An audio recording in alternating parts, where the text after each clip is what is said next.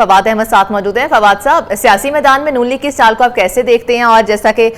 بتایا گیا کہ دو سیٹوں کی بات ہو رہی ہے یہاں پر، سیٹ ایڈجسٹمنٹ کی صوبائی اور 2 قومی سیٹوں کی، اس کو آپ کیسے دیکھتے ہیں؟ اور کچھ سال قبل بھی ملاقات شیڈول تھی جو کہ ہو نہ سکی تھی، اب یہ کیا دونوں قائدین کی جو ملاقات ہے اس میں جو رکاوٹ تھے وہ پرویز الہی تھے؟ آپ کو کیا لگتا ہے؟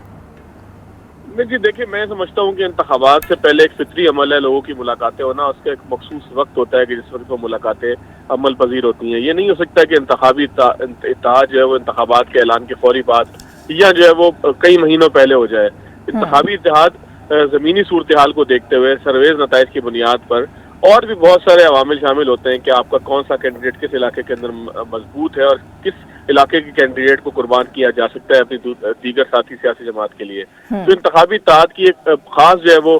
وقت ہوتا ہے، خاص نوعیت ہوتی ہے، اسی وقت جو ہے وہ انتخابی اتحاد بنا کرتے ہیں۔ دیکھیں جی، چودھری پرویز الہی اور چودھری شجاعت کے درمیان جو طویل رفاقت تھی وہ ختم ہونے کے بعد چودھری شجاعت کو بھی جو ہے وہ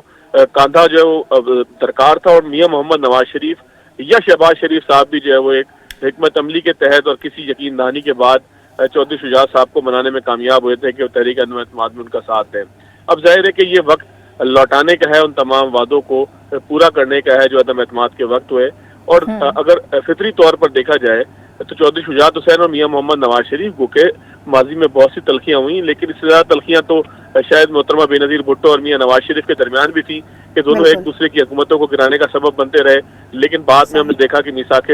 جمہوریت ہوا اور تمام پارٹیاں آپس میں بیٹھیں۔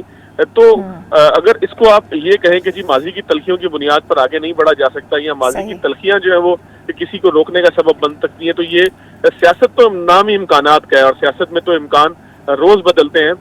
کون سوچ سکتا تھا کہ اس طریقے سے جو ہے وہ نون لیگ اور پیپلز پارٹی مل کر کسی تیسری جماعت کا راستہ روکیں گے؟ تو یہ سارے امکانات موجود ہوتے ہیں، اور اس امکان میں جو فطری حلیف ہے وہی پہلے ملتے ہیں، اور اس کے بعد پھر جو مخالف پارٹی ہیں ان کے ساتھ بات چیت کی جاتی ہے یا ان کے خلاف الیکشن لڑا جاتا ہے۔ تو یہ دونوں پارٹیاں ماضی میں بھی بہت طویل عرصے تک ساتھ چلتی رہیں، ان کا ساتھ چلنا ان کے اپنے ووٹر کے لیے، دیکھیں پاکستان میں ووٹ ہمیشہ مسلم لیگ اور مخالف مسلم لیگ، ٹھیک ہے، ووٹ ہمیشہ مسلم لیگ نون کا ہی ہوگا۔ بہت شکریہ فواد احمد ہمارے ساتھ موجود سینئر اینکر پرسن